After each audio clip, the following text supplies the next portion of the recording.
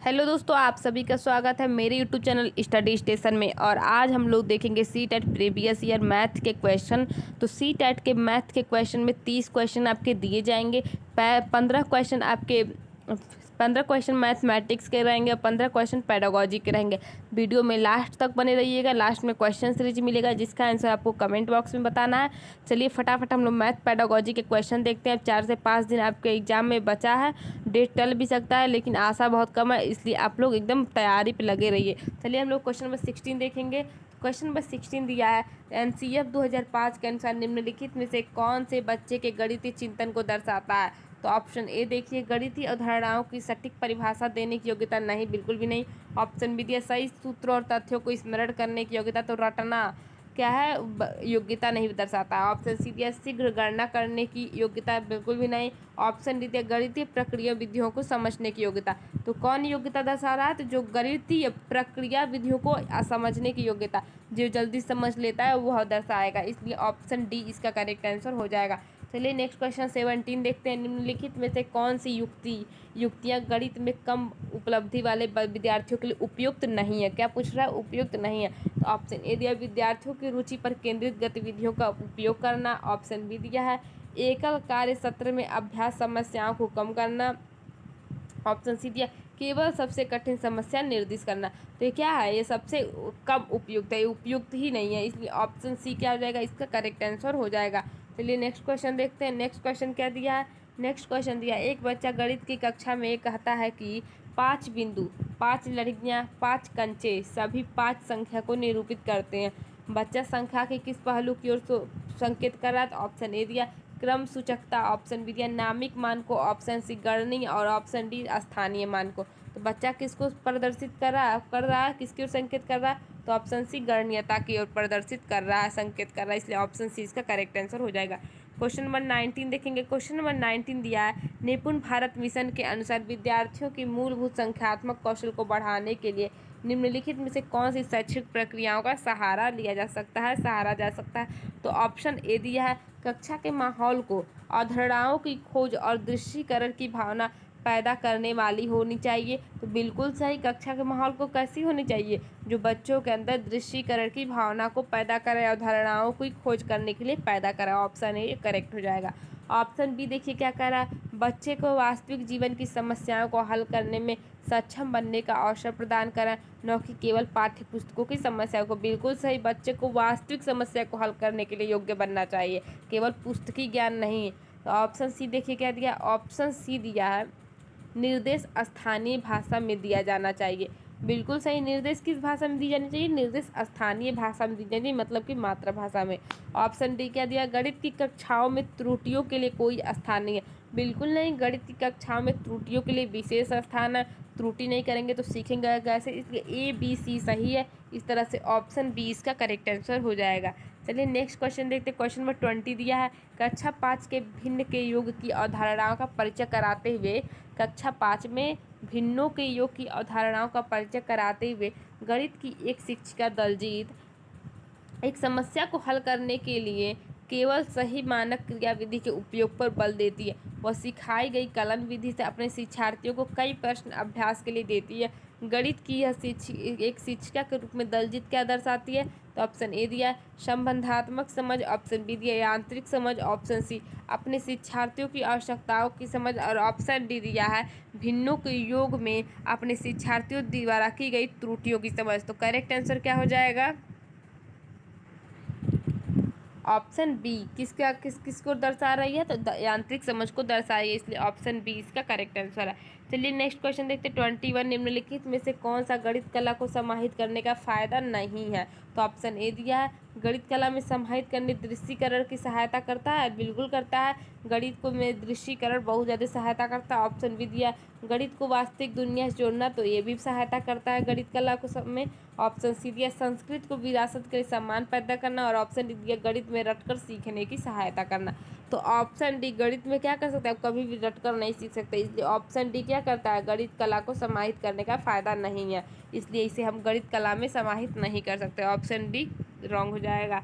चलिए next question देते हैं। 22, गुरुदीप प्राथमिक कक्षाओं में उपयोग हेतु गणित को का एक किट विकसित करना चाहता है, उसे सम्मिलित उसे उस किट में क्या क्या सम्मिलित करना चाहिए? तो ऑप्शन ए दिया दैनिक जीवन में उपयुक्त सामग्री, ऑप्शन बी उच्च परिष्कृत साधन, ऑप्शन सी केवल आईसीटी आधारित सामग्री और ऑप्शन डी महंगे ठोस अमूर्त मॉडल। तो इसका करेक्ट आंसर क्या हो जाएगा? इसका करेक्ट आंसर हो जाएगा गुरदीप को उस किट में दैनिक जीवन से प्रयुक्त सामग्री शामिल करनी चाहिए। चलिए नेक्स्ट क्वेश्चन देखते हैं। क्वेश्चन नंबर 23 दिया है, निम्नलिखित में से कौन सा वैन हेले के ज्यामितीय चिंतन के स्तरों के सही अनुक्रम को निरूपित करता है? तो ऑप्शन ए दिया दृश्यीकरण और विश्लेषण, फिर संबंध की समझ, फिर औपचारिक निगमन। बिल्कुल सही एक क्रम जो है वैन हेले के ज्यामितीय चिंतन को निरूपित करता है, इसलिए ऑप्शन ए इसका करेक्ट आंसर हो जाएगा। चलिए हम लोग नेक्स्ट क्वेश्चन देखते हैं। नेक्स्ट क्वेश्चन दिया है क्वेश्चन नंबर 24,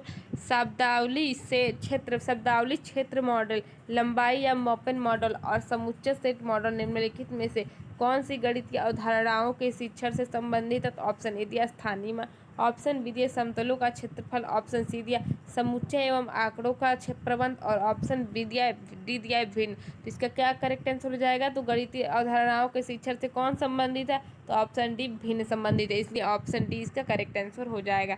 25 देखिए, एनसीएफ 2005 के अनुसार गणित की कक्षा में अर्थपूर्ण समस्याओं को प्रस्तुत करना एक महत्वपूर्ण व्यवहार है। निम्नलिखित में से कौन सा कथन उपरोक्त कथन में सबसे कम रूप से संबंधित है? तो सबसे लोअर बताना है। तो चलिए ऑप्शन ए देखिए, कक्षा में विद्यार्थियों के गणित के विचारों को और अधिक,